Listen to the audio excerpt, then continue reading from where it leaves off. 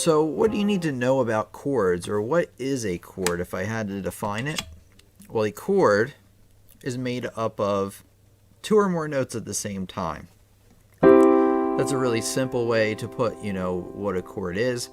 Generally, chords will have anywhere between, it's really rare to have a chord with only two notes, but that can happen, and I'll explain later. But generally they have three notes. They're called triads. A four-note chord, believe it or not, is usually called a seventh chord. Usually, I mean, there are exceptions to this. But, you have a three-note chord, all evenly stacked, and then you have a four-note chord called a seventh, and that's because the distance between the bottom and the top is 7 notes. 1, 2, 3, 4, 5, 6, and 7.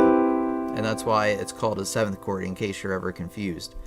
But the triad, our three-note chord, there are a bunch of types. There's the major triad, which sounds happy. So I'm going to draw a major triad here. Probably the easiest one to know is C major, and it looks just like that. So if you play that chord, it sounds, how does it sound? It should sound bright and happy, kind of cheery. It's not going to sound dark and sad. It's not going to sound tense or kind of on edge. It's going to have a very stable, soothing sound to it. Okay, so now here's the thing, is you can't just play all three white keys anywhere on the keyboard and have it be a major chord. If you notice, those two I played right there, just by moving all three notes up one, automatically changes what kind of chord it is. Now, why does that happen? Why aren't they all just white keys? That would make it really easy, right? Well, the reason behind that is that the piano does not have a black key between every single white key. There are two places where on the piano where there isn't a black key, or isn't a what we could call it a half step in between the two notes. Where are those two places? So I'm going to pick out one for you. You have B and C, right? No black key in between there. What is the other spot? So think about it for a second. The other spot is between E and F. So keep note of those two places, because you always have to watch out for where you're counting up notes. You'll see what I mean in a second. So anyway, to make a major chord built on any note, if you don't know, if you look back at my previous lessons, I explained half steps and whole steps. Just going to do it real quick. Half step is just going up to every single note. So you go from C to C sharp. That's a half step. You go from C sharp to D. That's a half step. It's just the smallest amount of movement you can make on the piano. A whole step, if I mention a whole step during this lesson, is just two half steps put together. And then actually a whole step above E, this is why I said be careful of the distance between E and F. That's actually going to be an F sharp instead of an F, because remember, it's two half steps. Anyway, so when you're trying to figure out a major chord built on any note, it's easy with C, right? Because I just told you what it is. It's C, E, and G all at the same time. Well, that's a major chord because if you look at the distance between the first note, first of all, every triad has what we call a root, a third, and a fifth. So the distance between the bottom two notes, or the root and the third, is, so you play the note you're on, and then you start counting. So you're going to go 1, 2, 3, 4. That gives you your second note. To find the last note in a major triad, you play that note that you're on, the second note called the third, and then you go up 3 half steps. 1, 2, 3.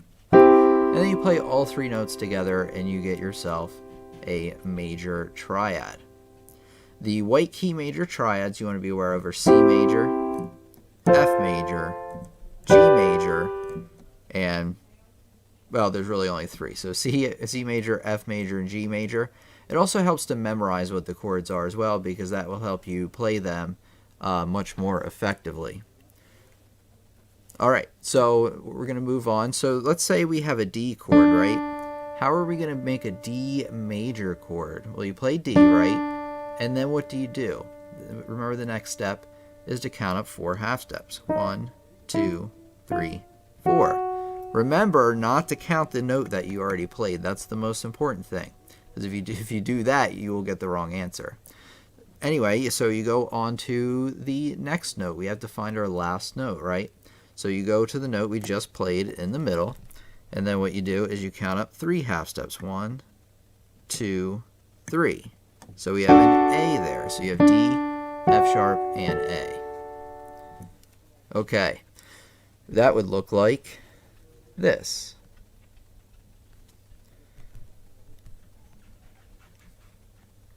So we need a sharp in there. And in case anybody's wondering, the little software I'm using here is called Staff Pad. I get that question quite a bit. So that's what it would look like. It looks a little different, mainly because we need 4 half steps between the root and the third, and then 3 half steps between the third and the fifth. So what I'm going to do right now is I'm just going to jot down some notes about our major triad. So I'm just going to draw a major triad, and you have, right, so this little bracket is just the distance or the interval between that, and this first one's going to be 4 half steps. So you have to go up 4 half steps between the root and the third, and then between the third and the fifth, how many were there? There were only 3 this time, right? So you have a root, remember, a third, and a fifth. The distance between the root and the third is 4 half steps, and the distance between the third and the fifth is only 3 half steps. So that's the main thing you want to keep in mind, because say you have, let's do another example, you have your F sharp major triad. You play F sharp, and then what do you do? What is that next step? You go up, I'm going to circle it, 4 half steps. So you play the F sharp, and then you go 1, 2, 3, 4. There's your third, your second note rather. Then you want to go up how many? 1, well, you play the note you just did, that's the main thing, and then you go 1, 2, 3. And you just play all 3 notes you had at the same time, and that's your major triad. How do you know if you have the right answer or not? Well, a major triad sounds bright and happy. Like I said, if it sounds sad, or it sounds scary, or if it sounds crazy, then chances are you're not playing the right chord. So that's a major triad. You have 4 and then 3.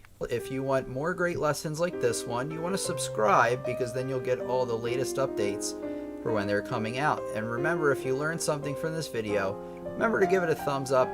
That really helps other people know that this is a quality lesson that they can learn from as well. And remember, I am on pretty much every social media, not everyone, but Facebook, Twitter, and a couple of others. You can see the link in the description, and then you can become a part of our community in learning piano together. So thank you very much, and have a great day.